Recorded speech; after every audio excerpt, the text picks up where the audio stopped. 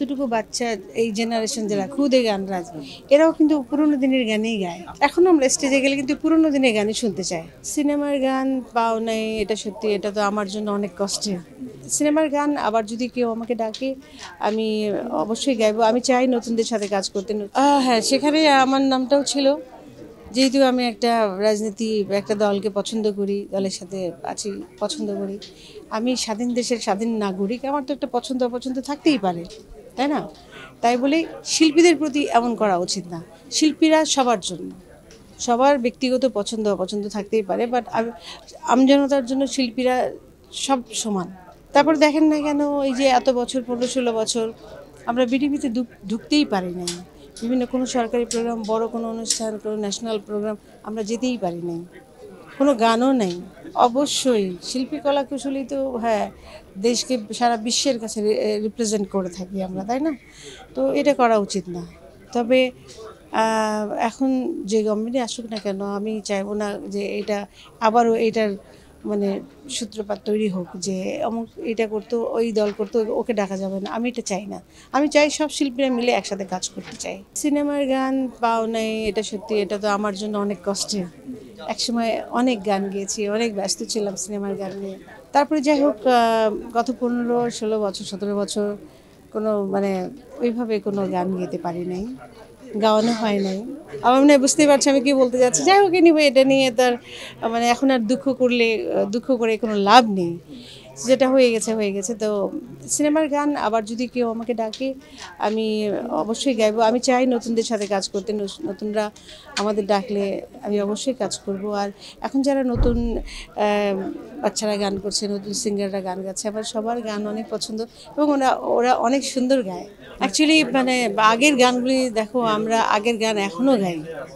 আগের আমাদের সিনিয়র আপাদের গান, তারপরে আমাদের জেনারেশন, পরে এখন এই এতটুকু বাচ্চা এই জেনারেশন যারা খুদে গানরাজ এরাও কিন্তু পুরোনো দিনের গানেই গায়। খেয়াল করেছো?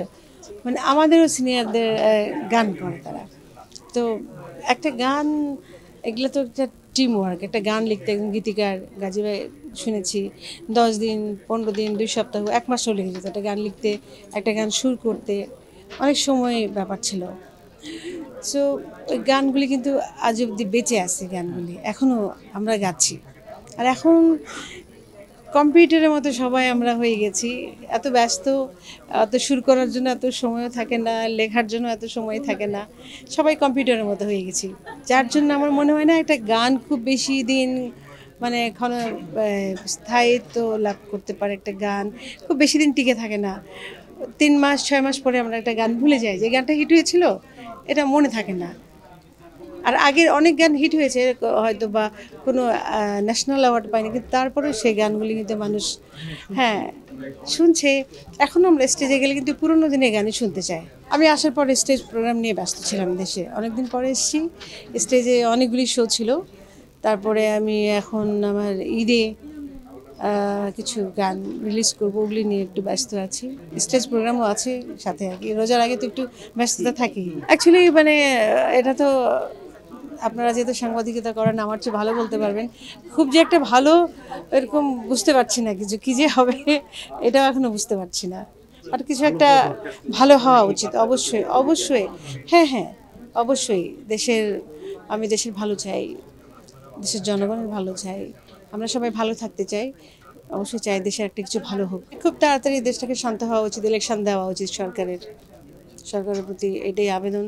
খুব তাড়াতাড়ি ইলেকশন দিয়ে দেশটাকে একটা স্থিতির একটা অবস্থায় নিয়ে আসা উচিত।